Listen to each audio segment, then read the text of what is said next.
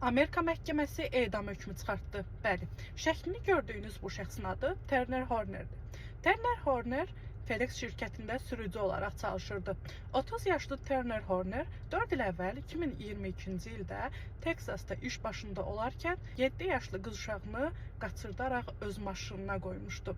Belə ki, Turner Horner daha sonra FedEx şirkətinə məxsus maşında kameraları söndürmüşdü.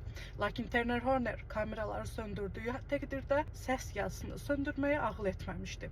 7 yaşlı qaçırılan qızın valideynləri boşanmışdı. 7 yaşında qız demək olar ki, anası ilə qalırdı və atası evlənmişdi. Buna baxmayaraq, hər həftə sonları və bayramlarda bu balaca qız atası ilə bir yerdə qalmağa gedirdi.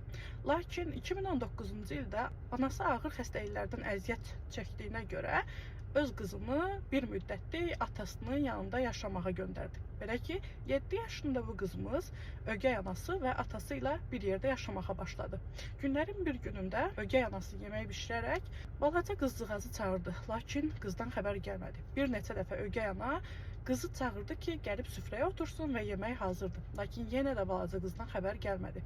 Qəfil gözdən qaçaraq çöldə oynayan balaca qızı FedEx şirkətinin sürücüsü Turner Horner görmüşdü və onu zorla öz maşınına otuzdurmuşdu.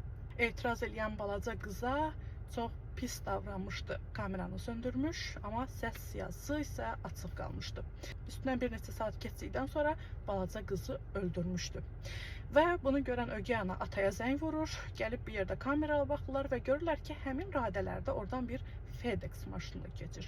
Belə ki, polislərə və FedEx şirkətinə müraciət edirlər və bu şəxsin Turner Horner olduğu meydana çıxır. Və o bildirir ki, mən sadəcə qız mənə müqavimət göstərdi və mən onu öldürdüm.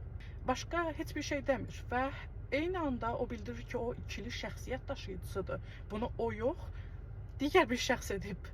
Onun içərisində daşıdığı başqa şəxsi nəzərdə tutur. Bildirir ki, o onu təhdid edir, niyə bu məsələni açıqladığını bildirir və taxtalara mən səni öldürəcəm, niyə mənim sirrimi açdın deyə mesajlar verir. Təbii ki, məhkəmə və hakimlər buna inanmır və bunu günahdan yaxasını qaçırmaq kimi qiymətləndirirlər. Daha sonra Horner Turner'in maşınını axtarırlar və evini, təbii ki, o ev dediyimiz bir balaca vaqon kimi olan bir dəmir otaqdan ibarətdir.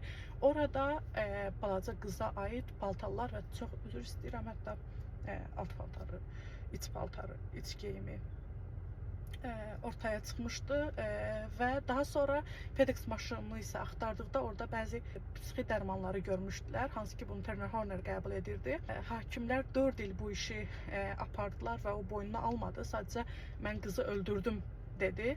Buna baxmayaraq hakimlərin qərar verməsi üçün FedEx maşınında olan həmin o səs yazmanı dinləmək lazım idi, hansı ki orada 2 saat ərzində qız uşağı nələr yaşadı, nə çığırtılar çıxartdı, orada nələr baş verdi və təəssüf hissi ilə bildirirəm ki, hakim bunu dinləyəndə ilk eşitdiyi bu olmuşdu. Horner Turner qıza köynəyi çıxartıb paltarlarını soyun demişdi.